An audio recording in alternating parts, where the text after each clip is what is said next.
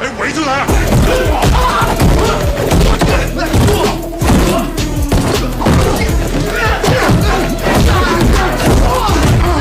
！He spun around with a roundhouse kick and dropped his opponent instantly. Then he pulled out a gun from his jacket and ended the fight on the spot.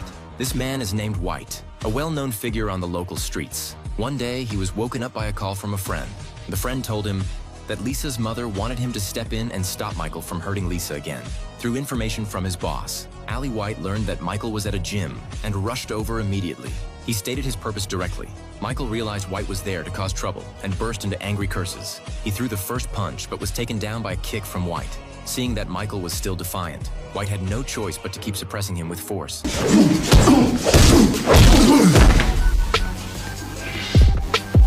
But Michael still did not stop.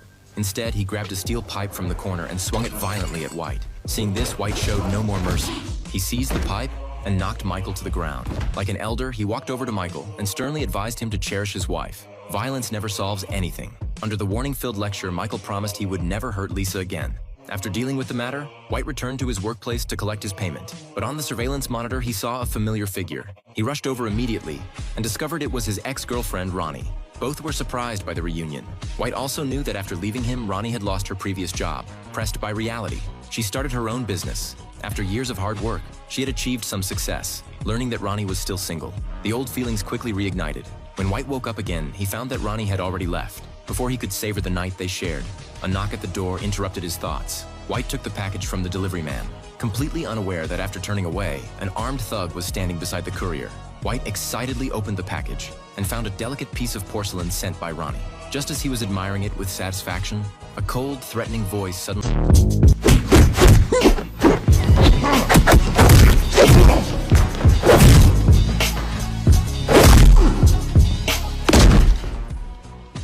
White sent the thugs down using the elevator and told the butler Willis to figure out how to deal with the two of them. Hearing this, Willis pulled out a gun ready to finish them off, but White felt there was no need to cause deaths. So he told Willis to just send them away, after saying that he picked up the porcelain that had been damaged in the chaos and drove straight to the Holland company that had hired the two thugs. Downstairs, White ignored the secretary attempts to stop him and barged straight into the office. Holland seemed prepared, standing up and signaling him to calm down, but White had just had a gun pointed at his head. There was no way he could calm down.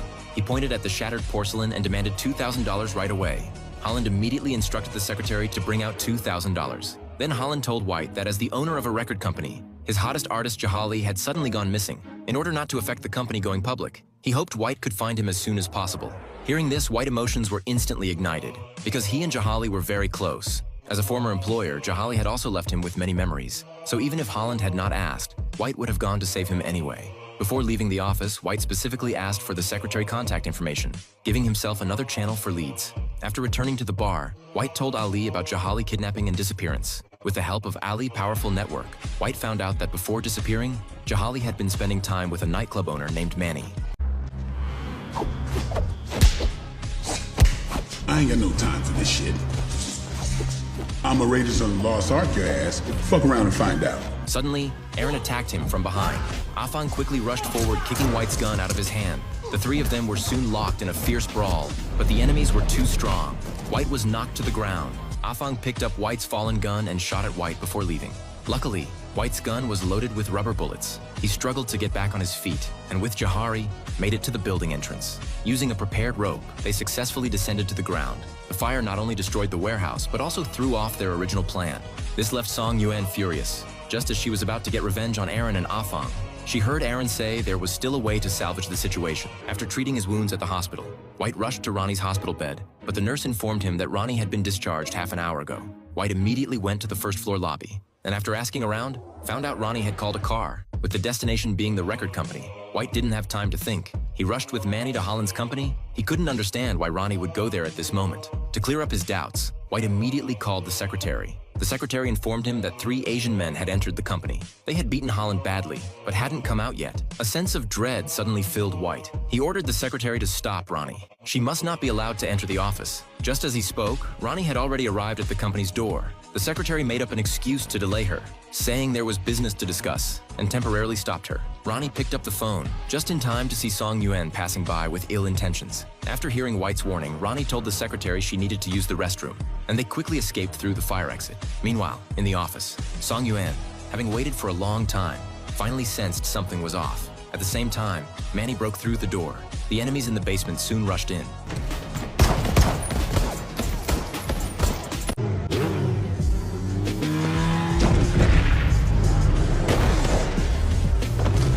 Seeing the helmet roll across the ground and the assassin turning his bike around to flee, White immediately raised his gun to shoot, but the pistol suddenly jammed.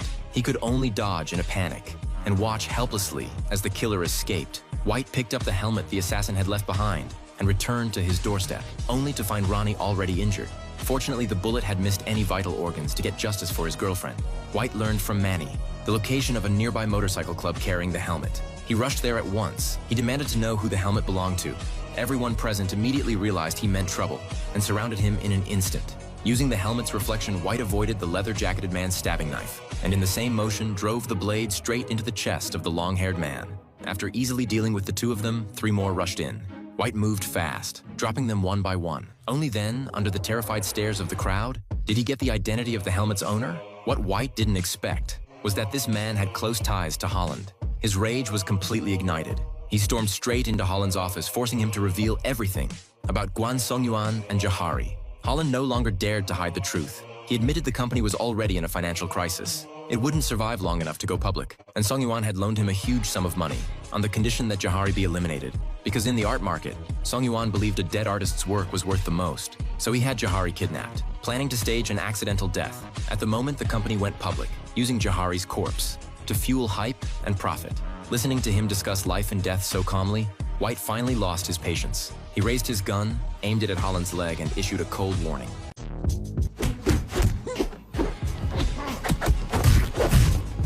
White used the elevator to send the attackers down. He told the butler to find a way to deal with the 2 men.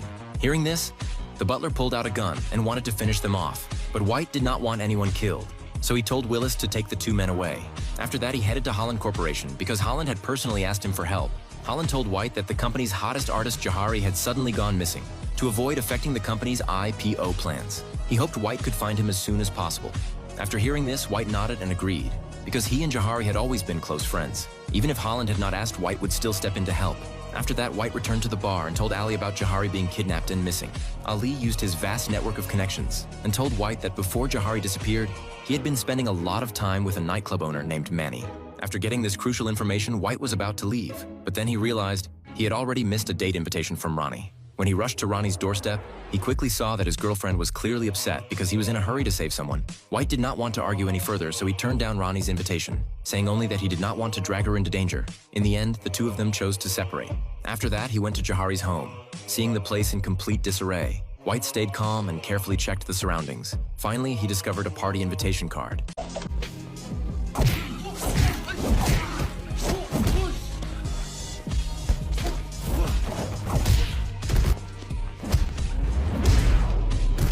This man is named White. He once studied martial arts in China for many years. Now he works as a bouncer at a bar in Los Angeles one day while patrolling the bar. He spotted someone smoking marijuana in a corner.